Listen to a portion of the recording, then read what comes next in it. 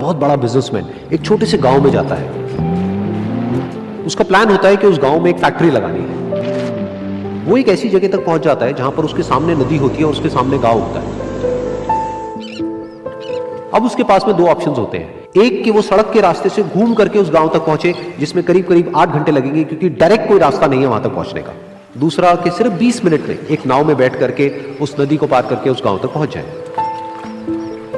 तो अपना टाइम बचाने के लिए उसने उस नाव में बैठने का डिसीजन लिया।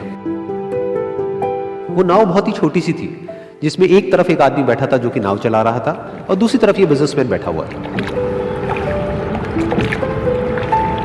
तो नाव में बैठने की थोड़ी देर बाद उस बिजनेसमैन ने उस नाव वाले से पूछा, तुझे पता है तेरी नाव में कौन बैठा है? तो नाव वाले ने बड़े ही भोलेपन से कहा हाथ जोड़ करके, नहीं साहब मुझे नहीं पता आप कौन है। तो बिजनेसमैन बोला, अरे तू अखबार नहीं पढ़ता है क्या? हर दूसरे दिन मेरी फोटो आती है अखबार में। तो नाव वाला बोला, अरे साहब मुझे कहाँ पढ़ना लिखना आता है, मैं बहुत छोटा सा था जब मेरे पिताजी गुजर गए थे, तो अपने परिवार का ध्यान रखने के लिए मैं बचपन से ही काम में लग गया और तभी मेरा स्कूल छूट गया।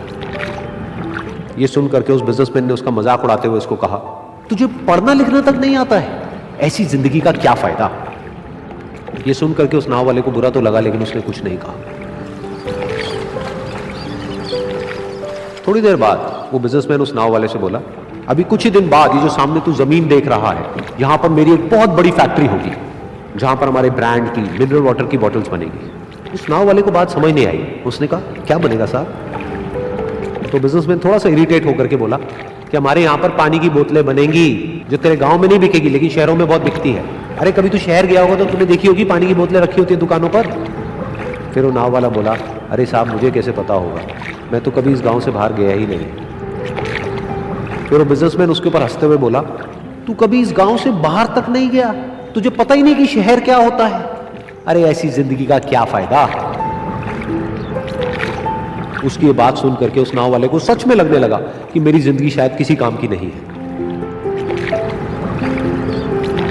अपनी इस सोच की वजह से उसका नाव से ध्यान हटा और तभी नाव की टक्कर हो गई एक बड़े से पत्थर से, जिसकी वजह से नाव में पानी भरने लगा और नाव डूबने लगी।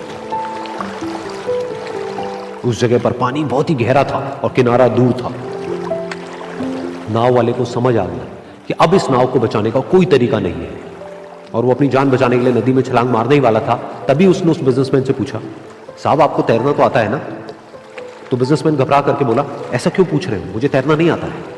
उसकी ये बात सुन करके नाव वाले को हंसी आ गई और वो बोला, अरे साहब आपको तैरना तक नहीं आता, ऐसी जिंदगी का क्या फायदा? ये सुन करके उस बिजनेसमैन को अपनी गलती का एहसास हुआ और वो हाथ जोड़ करके उस नाव वाले से बोला, तुम जो कहोगे मैं तुम्हें दूंगा, बस मेरी जान बचा लो।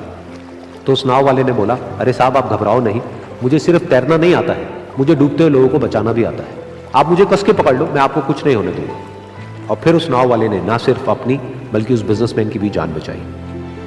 तो इस कहानी से हम एक बहुत बड़ी सीख ले सकते हैं कि हमें जिंदगी में कभी भी किसी का भी मजाक नहीं उड़ाना चाहिए या उसको अपने से कम नहीं समझना चाहिए, क्योंकि हमें नहीं पता कि हमें कब, कहां, कैसे, किसकी जरूरत पड़ जाए।